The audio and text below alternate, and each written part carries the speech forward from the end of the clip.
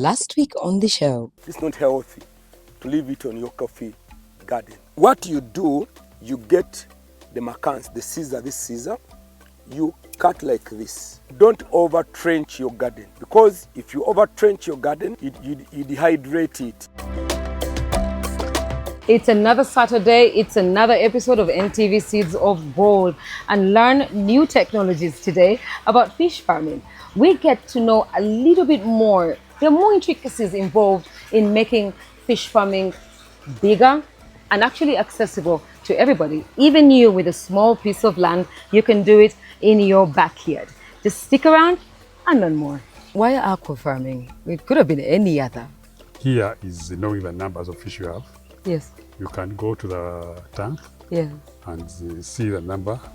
You can sort them out. So each tank has 1,000 fish. We sort them every 1 month. So you sort them every month? Yeah. So how big can they get? 400 grams, 500 grams.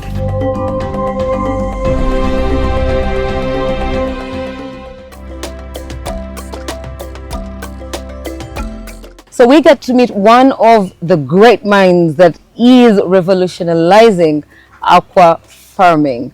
It's nice to have you on the show, Mr. Kayongo. Thank you very much. So talk to us. Talk to us. What do we have here, and what's your inspiration for this particular venture? This farm started way back 2 years ago. That's when we wanted to start setting it up. As you can see, the whole system. We have. I was inspired by my brother, who is Dr. Kayongo, my big brother. Yes. And this is a family venture. We have to do some benchmarking in South Africa, where we found a biofloc system. And the biofloc system, the main reason we liked it, that it takes less food. Yes.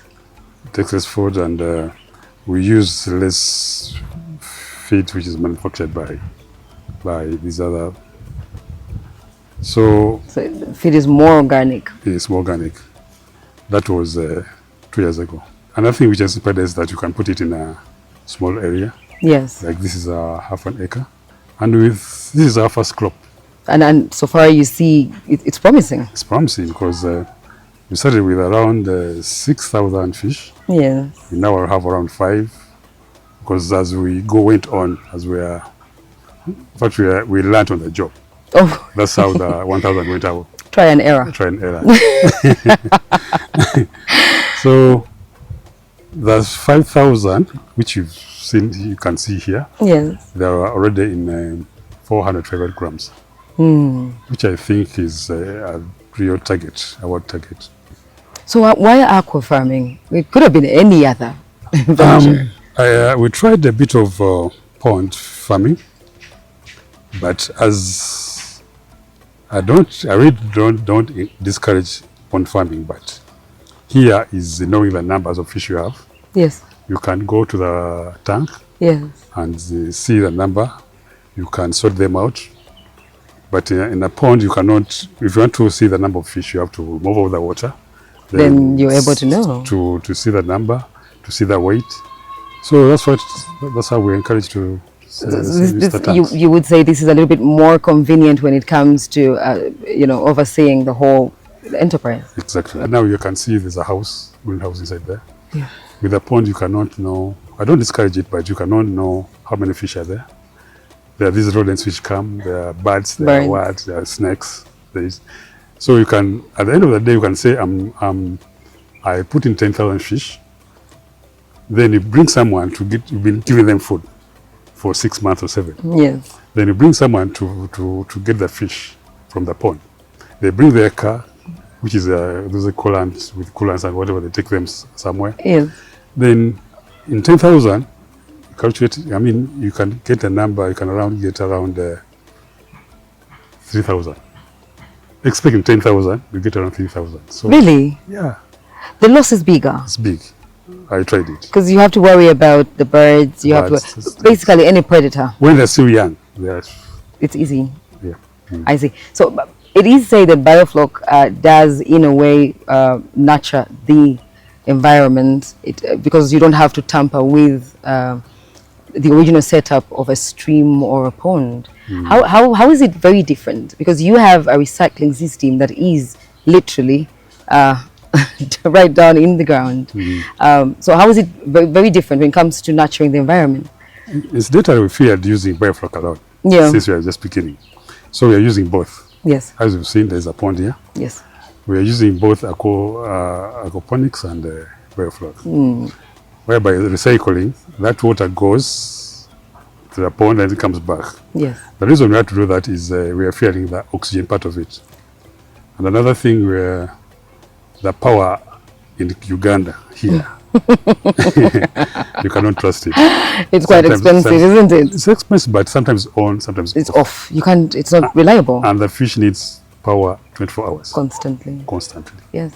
When there's no power, there's no. So in case of a shortage of oxygen, yes, you have to recycle the water, whereby the water is in the pond has oxygen full time. Yes. So when you remove this water and put the other ones, that will be solving the oxygen problems. Otherwise, if you leave that fish 20 minutes without oxygen, they will die. They'll die. That's why we got some problems as we are going on. Of course, of course. So you're pumping, the original source is underground water? Yeah, we have underground water, which is there. Yes. From the squad waters. Just underneath water. Yeah. Then you have the pond water. You're basically pumping it. Then we use the rainwater. Yes. We put in the tanks. Then that's a regular source of water. Okay. So it must be natural water because the national water is treated water. Exactly. You don't that might affect the fish, or that will definitely affect. It has a lot of chlorine. The chlorine levels are too high, and fish will definitely die. Yeah. Of course. So well, that makes utter sense. That's why we provide provisions for water, the natural water, the pond, then the underground water. So you started out with about 6,000 fish. Yep. Say I want to start out. I have 50 decimals, just like this. Could I start with less than that and still make it? Yeah, sure, you can do it. The only thing is putting the infrastructure. Yes. As you've seen it. It can be a bit costly, but you need some little money to put the infrastructure. After that, you don't need any more money. In the long run, it's actually a lot cheaper and a lot easier to sustain compared to the pond. Yeah, in the long run, yes. One can see that you do put in a little bit more money than the other parties using ponds, natural ponds would. Yes. But why would you advise them to go for biofloc? Okay, the money is intensive. The money you put in the beginnings is much. But once you put up the structure, it will be there for good. You don't have to worry about it. So initially, the money can be not a lot, but a bit much. But after some time, 1-2 years, you just put fish and get out your products. So you don't have to worry about it. No. You just have to put the feed and the power. That is all. Yes. And since our power is, it's unreliable, the price. To solve that, is a little bit. So to solve that, you have to put solar system. Yes. Whereby during the day it is solar full time, but at night we use the batteries which are being charged by solar during the day. During the day. So it goes up to around midnight, or after that, then we use the batteries. And then use umeme. Yeah, after batteries are exhausted. You use umeme after midnight. From midnight to 6 a.m. or 6 a.m. And the power rates are lower because we have a 3-phase here. Yes. When you're using 3-phase, the power rates are low after midnight. Oh, really? Yeah. I never noticed. It is. That's news to my ears. So what are your aspirations? We have over 5,000 fish in here. But what are your aspirations? Where do you see yourself from here? Because these are about to go out. You're about to, the client is about to pick up his fish. We sell these ones and get new ones. Another thing, we set up this venture, as I told you, with my big brother, who is not around. And some of us are going into retirement. So like him being bigger than me is already in retirement. And me, I'm also At some point, you're going to go and do it. I need a safe landing. Yes. So this is a project you can be doing as you retire. Yeah. Backyard. Yes. You don't need to go to office. You don't wake up and, I mean, that's one of the, it's a project we think we can do when you retire. Yes. So for life, do we look at this greenhouse being expanded? Do we look at more fish coming in? Because you have over 5,000 inside. Maybe next time we'll do a success story of over 500,000. I don't know. So these are 5 tanks. Yes. Down there is another tank there. Yes. Which is the same, almost the same size. Same capacity? Same capacity. So we are thinking of putting around 6 tanks there. Oh, as many as possible. Yeah, just down there. So that is an expansion. Yes. We are thinking about. And markets, do you hope to even export or hit bigger markets? By markets, we hope to export future. And with this, we had to get some dryers. Of course. There are dryers there somewhere. Yes. The dryers, when you get the fish from here, instead of selling it on the local market, you can dry it, then sell it or export it. You export it. Because that is adding value to the fish. Yeah. Yes, value addition is very, it is very important. Yes. Do you have any challenges that come with this particular technology? In the long run, as I said, farming? The problem is electricity. Yeah. You need electricity 24 hours. And this thing cannot sustain it in Uganda here. So far, where we're here, I don't know at your place. You cannot sustain, you cannot get power 24 hours. No. That's the biggest challenge. Electricity. And I think that if you're not using biofloc, the cost of feed is so high. The feed you put there and the fish, the cost of the fish you sell, they don't, I mean, it could be, the cost of the feed could be even higher. So you can't break even when you sell the fish? Sometimes. So you need, that's why we had to go for biofloc system. I see. I see. So we have the tilapia in here. We have approximately 5,000 tilapia. And how many catfish do we have in the pond? In the pond, we have around 500 catfish, just for eco balance. Yeah. Just to eat the frogs, to eat the small things, those small yes. predators which come there.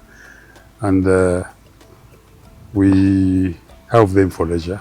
Otherwise, we cannot be getting them there after every 6 months. Yeah, of course. So one time, after around 2 years, we can move that water, then move them, and sell them. And sell them. And get some money, maybe. But as per now, we don't expect money from there. From the catfish? We expect money from here. But speaking of money, what's the market like, tilapia vis-a-vis catfish? The market for tilapia is there because everybody here eats tilapia. What I saw, that the people who eat catfish in Uganda are limited. That's why people who buy catfish, they take it to Congo. Ah. Most people. So you cannot go with a bucket of catfish here to a market or somewhere where they buy them. The tilapia will go faster. Of course. Because everybody is tilapia. And people go for what they're familiar with. Yeah, what they're familiar with. Of course, of course. Well, we are going to take a very short commercial break. When you return, we are going to take a look around and get a real feel of the farm. Keep those comments coming in. #NTV Seeds of Gold.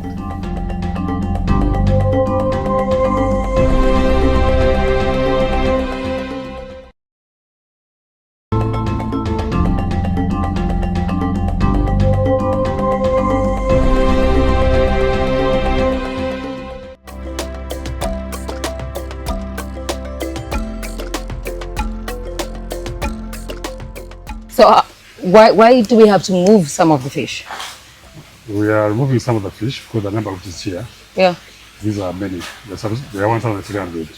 We're supposed to be putting 1,000 in each tank. In each tank? So we're going to move the 300 and put them in the other tank.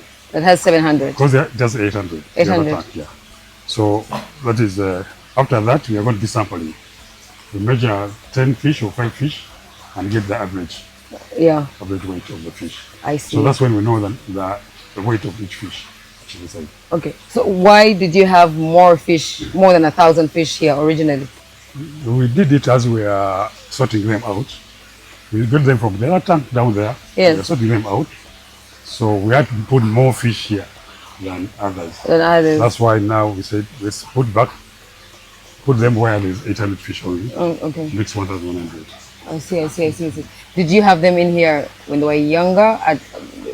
Hence the 1,000. When they're young, we put them all in one tank because they're small. All of them. Yeah, because they're small.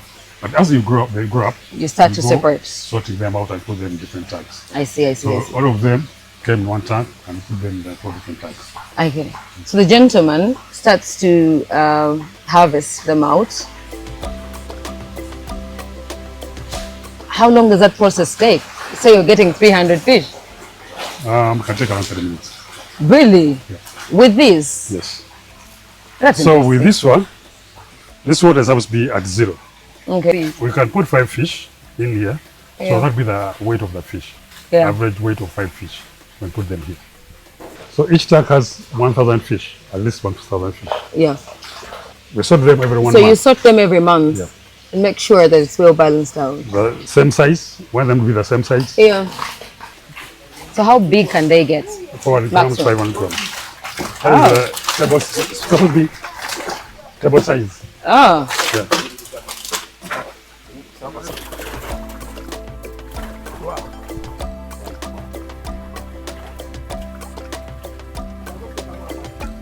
What are we looking at here? Now, this is the water level. When the water reaches here, where it's supposed to, it cannot overflow. Yeah. When the water goes down here like this, there's somewhere the water goes down like this and comes up here. To make sure it doesn't fill up. That doesn't fill up. So why mustn't it fill up?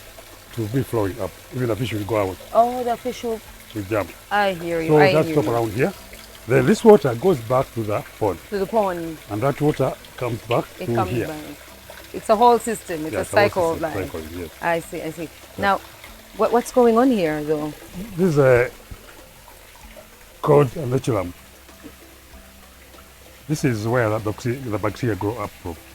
The bacteria, yes. The bacteria for biofloc, the one we put into this water. Yes. We get some buckets of water. Yes. It goes after you prepare it. You use the molasses. Yes. Bacteria. You bring that bacteria. Where do you get the molasses from? Is this extract from sugarcane or? Sugarcane. Sugarcane. Yep. Okay. The bacteria, we just import them. Oh, why? We don't have it here. They come from Netherlands. Do we not have it here? We don't have them. It's Dr. Kasos who knows about it.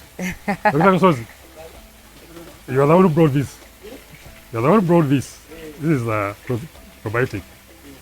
Got it from where? Belgium? Belgium? So this is where I prepare it for. After 1 week, I'll transfer this to the water. So we mix the molasses, we mix the bacteria, and then after a We week, put urea, yeah, some grams of urea, yes, around 5 grams. yes, I think that is all. and then we have Yeah. this. So you are breeding the culture. So so after here- for just a week, we send it to the pond, The ponds, yeah. and this happens with all the ponds. For all ponds, yeah. Okay, Yeah. I see. So this, the flock is the one which helps in the feeding the fish. It feeds the fish. It has all the protein. It has all the fats. It has everything the fish needs. Vitamins. And vitamins. Yeah. So, but you do have some pellets. Yeah, we add in pallets. Yeah, in the pellets. Yeah, But this minimizes your cost Exactly. of the pellet. exactly. So how sustainable is this? Just put air every day. Yeah. This is just air. This is air. It's what is breeding it. Yeah, how to put air because these are bacteria. They need oxygen. Of course. So the oxygen will grow up in this environment. Yeah. Yeah. So after a week, you pour all of it After this, you get around 2 buckets. You put them in each of the tanks. in each of the tanks. Oh, I thought you pour all of it into No, one no. tank. That's why some has made there. Yeah. After 1 week, you shall be putting You it. pour it. After another week, Yeah. you pour it. You pour it, yeah. And it sustains the fish. Yes. Ah, I see. Okay. Is this what you use to determine whether the greenhouse is too hot, yeah. and then you open the screen? Yeah. Okay. So what's the maximum? It's supposed to be 29. Oh, when it gets to 29, you open. Yep. And then how low should it be This is a before you thermometer. close? Huh? How low should it go before you close the Lowest, skin? most cases, around 21. Okay. Goes up 21. Well, that's not bad, really. That's But all that fish need higher temperature. Yeah. Around 28, 29. Hence, Right? the greenhouse. Yeah, that's why we have a greenhouse. Okay. So you buy the molasses. Yeah. This is You only use a little bit, or you use the entire 20 liters? Just 2 cups. 2 cups. Tampecos. Tampecos, yes. Or the molasses, you mix Yeah. in that. Mhm. And So these are our local feeds, the pellets, the pellets, the which usual. which you add on the flock, which Yeah. you get by the bacteria. And then you Yeah. So this one is the carbon source. This is cassava flour. cassava flour, yeah. This one we put there every day. In the big one. In the big drum. Each big one put there 1 kilo every day. Are you serious? Yes. So these are 400, 500 grams, Ah. which are here now. So how often do we give them the pellets? In the morning and afternoon, Oh, in the evening, we just. twice a day. Okay, twice a day. Evening around 5, So in the morning at around around 8. 8, and then because I see how they're diving for the pellets. They're like, I can see. So 1,000. So at what point do you get to sell them? At table size 500 to around 500 grams. Yes. That's when we sell them. So do you already have ready market? Yeah, we're almost selling them. Ah, that's nice. Yeah. So you already have people that have cooked Yeah, them? yeah. And That size then- people eat that size. Of course, Yeah. of course I've seen. You cannot go for the big ones because they take it off. Yeah, they do. They do. So these are nano bubble. Yeah. It also increases oxygen in the water. So you send the oxygen in there. Yeah. Is it also the same machine we used to send the oxygen inside? No. The other is up there. Ah, okay. Yeah. Okay. So There's a pump like this one. This is a pump. that sends the air. Says the air to. Sorry. That So sends. that water goes from down, goes like this. It does what that one does. Richard, come. It basically does what the other one does. Yeah. When you want to clean up the water from down there, you open here. That's So how you clean up. All the waste from down here goes there. And it goes Then all the way back. It goes down there where there are plants Yes. to be filtered. After filtering, Water comes back. back to the.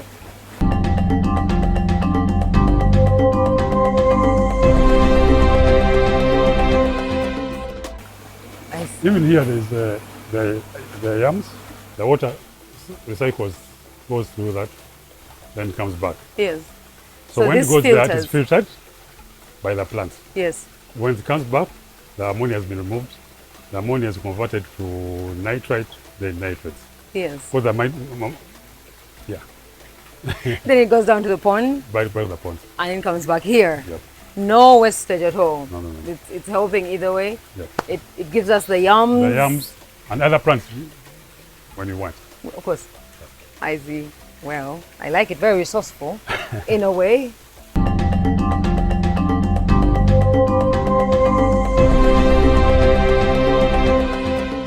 So I am with Dr. Nasa Kasozi. This one is just a cone to determine the level of biofloc. So we have our system, as you can see the color of the water, and you see that foam, which is formed. Yes. So this is what we call the biofloc technology. The reason why we have gone for biofloc technology is to make sure that we reduce the cost of feed, Yep. we improve on the quality of the fish, Yes. but also at the same time, we make sure that the quality of the water is also improved. Did you learn? Because I know I did. So much science was spoken, but hey, at the end of the day, you pick something and it inspires you. That's all we had for you today. Want to share your opinion with us? Well, do join the poll on X and keep those comments and opinions coming through. Thank you so much for watching. See you next week.